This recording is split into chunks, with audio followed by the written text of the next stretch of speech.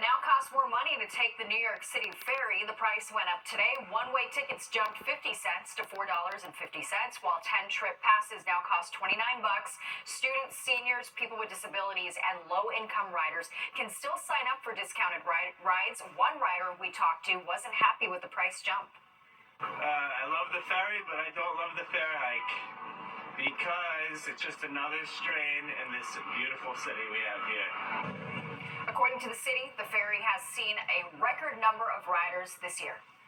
Apple betting on artificial intelligence to boost iPhone sales. The company debuting the iPhone 16 today, the first mainstream phone to use new software called Apple Intelligence, which is powered by AI. Now, most of Apple's AI tasks will be performed on the phone itself instead of remote data centers, thus requiring a special processor within the phones. Apple says its new Series 10 watch has its biggest screen yet, and the device has a new sleep apnea detection feature. The ability to detect sleep apnea, which will need FDA approval, will help a lot of people out there to get like that early signs of detection. You're still going to have to go through your doctor, but just like as they do with like heart issues, you can get that early warning so you can know what to do and interact with your doctor. The company also says the display has a 50% stronger ceramic shield for scratches and drops.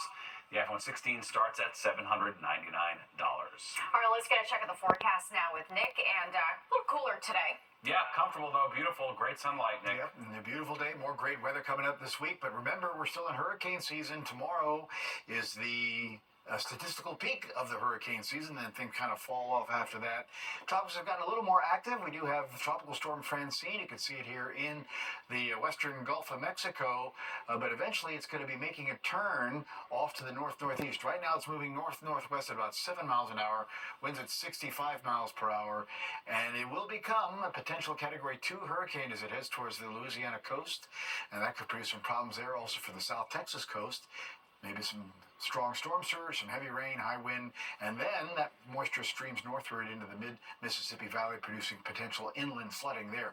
That system, though, is not necessarily going to be affecting us, so that's some good news there. But what will be affecting us just in the short term, some of these little showers coming in off to the north and west. They're going to move through pretty quickly, and you're going to see here in our wide view again, it's a very thin band of some showers. And once they go by, the futurecast is going to show that we're going to be in great shape. Clearing sky by morning, sunshine tomorrow, sunshine for the rest of the weeks. Something to look forward to. Overnight, it'll be low 50s north and west, low 60s in town, upper 50s near the coast. Again, that early brief shower. And then up to about 80 tomorrow, upper 70s, most locales nearby, and another beautiful sunny day. Steve and Natasha? Nice. All right, sounds good, Nick. Thank you. Well, you already see yellow taxis equipped with TV screens and running ads, and soon Uber and Lyft will follow suit. All right, now that's expected to help drivers make more cash without raising the price on customers. Morgan & Morgan. Advertisements about to start showing up in rideshare vehicles. The city council recently passing a law allowing drivers to add screens inside their cars. Fox 8's Michelle Ross takes a look at how it'll help drivers make more money. TV screens equipped in yellow taxi cabs will soon make their way into Uber and Lyft cars displaying advertisements, and it'll give the drivers a little bump in pay. It's another way for drivers to get a little bit of revenue without having to raise prices for passengers. The screens will be tablets, and drivers are expected to receive 25% of the ad revenue. Right now in Los Angeles, drivers make around $100 a month. The extra funds are welcomed, but those who rent cars don't know if they'll see that money. Yeah, it's good for me, but I have to ask to my company first if they allow me to put the ad. Yeah, this is not my car. The screens will also operate a little differently from what riders see in yellow taxis. They're able to be more interactive. There's games for your kids. So if you're taking a long drive in from the airport with your kids, they can play with the tablets, things like that. And even though the tablets have been successful across the country, the TLC banned it in New York City a few years ago. After the city council passed a law in December allowing its operation, the TLC has been working on the regulations ever since, but did not include tipping as an option. An unusual move considering tipping on tablets has become the norm in many stores. What the tablets allow you to do in other cities, and we really need this to happen in New York, is they give a little bit of information, like a short bio about who your driver is. So it's not just the back of somebody's head. And then while you're sitting there, it gives you the option to tip rather than when you're running off onto your next thing, then you may forget about it. That's a good idea for us because mostly people don't tip. Yeah. They forgot. The TLC held a public hearing on the regulations. The commission tells Fox 5 News Wednesday's public comments hearing provided exactly the kind of detailed, productive input we like to see when we propose new rules, and we're thankful for the ideas. We take public comments and suggestions seriously, and will be revising the proposed rule to incorporate the public's feedback. If the tipping revision is included, we could see this roll out before the end of the year. Reporting in Bayside, Queens, Michelle Ross, Fox 5 News. Well, Park Avenue may soon look more like its namesake, while the Department of Transit wants to add greenery and make it into a pedestrian hotspot. And as we come up on 23 years since the 9/11 terror attacks, a former flight attendant is commemorating the flight crew who lost their lives, what he's pushing while walking more than 200 miles in their honor. You're watching the 10 o'clock news.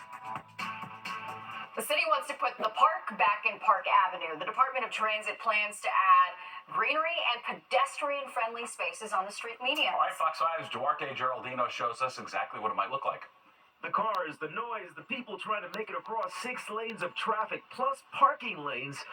Yeah, it's all part of that Park Avenue life near Grand Central Station that Mayor Adams wants to change. To have a beautiful park in the middle of Park Avenue could be a really renewing and refreshing thing for the area. Councilmember Alex Borres is helping spearhead the effort to increase green space along Park Avenue between East 57th Street and East 46th Street.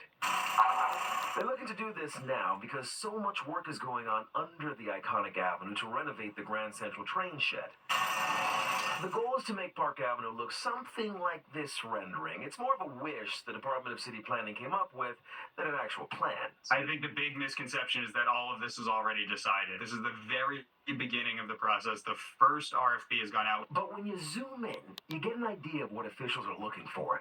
Notice the people meandering in the middle with trees on both sides of the median.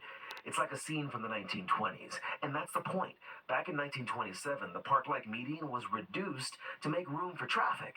The problem is there are millions more people in the city than there were in 1927. For that matter, millions more cars. So the challenge for designers is going to be how to increase the beauty of Park Avenue without increasing congestion.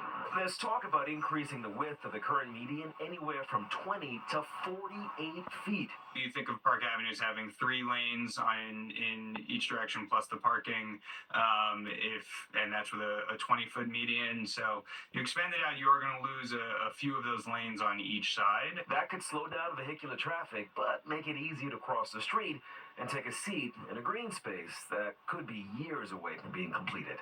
Duarte Geraldino, Fox 5 News.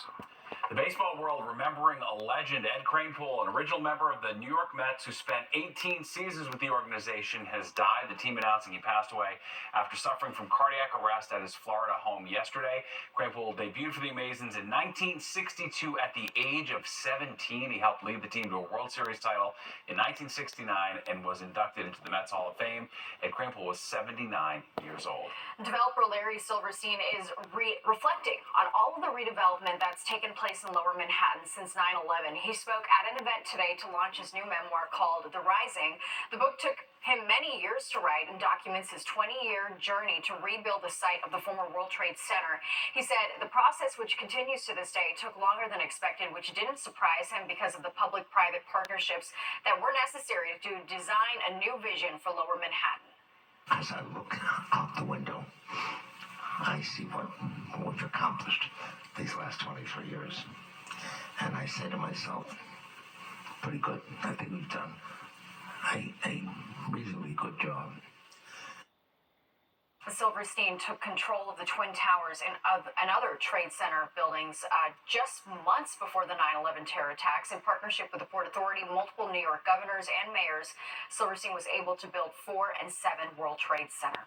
Well, as we approach the anniversary of 9/11, a former flight attendant is on a mission to remember his colleagues and all the flight crew members who passed away on that tragic day. All right, as Fox 5 Stephanie Bertini shows us, he's following the path of American Airlines Flight 11 and traveling hundreds of miles to Ground Zero, all while pushing an airline beverage cart.